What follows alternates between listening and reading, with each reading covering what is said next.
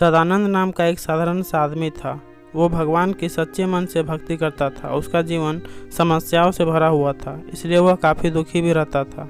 कभी घर में कोई बीमार पड़ जाता, पूरी मेहनत से काम करने के बावजूद नौकरी में सफलता नहीं मिलती, तनख्वाह नहीं बढ़ती, ऐसी छोटी मोटी कई समस्याएं उसके जीवन में चलती रहती थी। सदानंद अक्सर यह सोचता था कि वह तो किसी भी तरह का गलत काम नहीं करता है, फिर भी उसके जीवन में इतने दुख, इतना कष्ट क्यों है। ऊपर से यह भगवान की इतनी भक्ति करता है, तो फिर भगवान क्यों उसे अच्छा जीवन नहीं देते।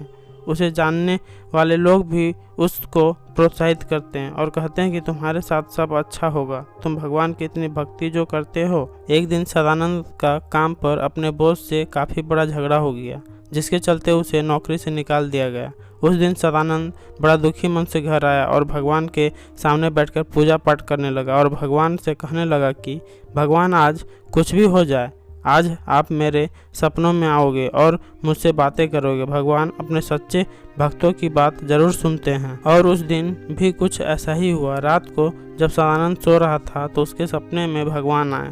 भगवान को अपने पास पाकर सदानंद ने अपना मन भगवान के सामने हल्का करना शुरू कर दिया। वह अपनी समस्याओं के बारे में बोलता ही गया।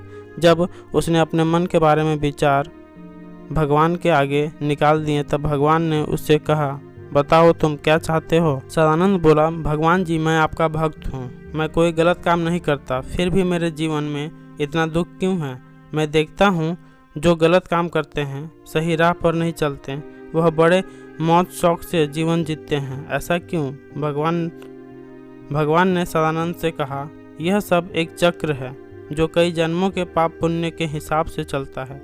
सबको अपने अपने हिस्से में कष्ट भोगने ही पड़ते हैं। फिर भी तुम मेरे सच्चे भक्त हो, इसलिए मैं तुम्हें एक उपाय बताता हूँ। तुम सुबह जब उठोगे तो तुम्हारे घर में 10 किलोमीटर दूर जो पुराना मंदिर है, वहाँ पर एक बरगद का पेड़ है।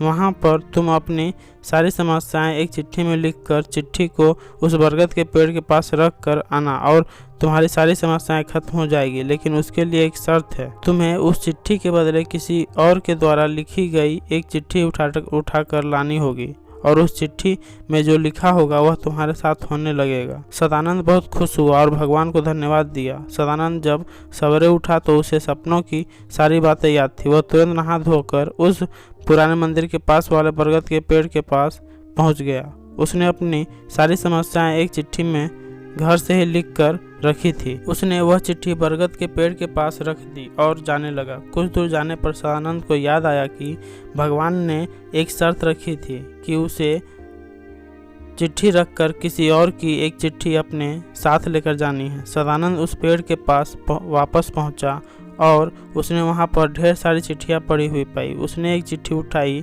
लेकिन उसको खोलने से पहले उसे विचार आया कि अगर इसमें मेरी समस्याओं से भी बड़ी समस्याएं लिखी हुई तो यह अच्छा नहीं होगा। उसने उस चिट्ठी को वापस रख दिया और दूसरी चिट्ठी उठाई। फिर उसे विचार आया कि हो सकता है इसमें कुछ बहुत बुरा लिखा हो। शायद इसमें लिखा हो कि उसका परिवार का कोई सदस्य गंभीर बीमार हो या मरने वाला हो या कुछ उससे भी बुरा। उसने एक के बाद एक कई चिट्ठियां बदली, लेकिन हर बार उसकी इसी बीच चिट्ठी को खोलकर हिम्मत नहीं हुई। उसने सोचा, इन सभी चिट्ठियों के समस्याओं को अपनाने से अच्छा है मैं अपनी ही समस्याओं से लड़कर उनका समाधान करूं।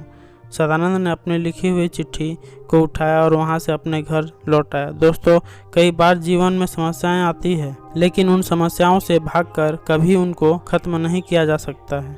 उन्हें खत्म किया जा सकता है उनका सामना करके। दूसरों के जीवन में तुलना करके दुखी होने से अच्छा है हम अपने जीवन की प्रॉब्लम को अच्छे से समझें, उनके मूल कारण तक पहुँचें और उनसे छुटकारा पाएं।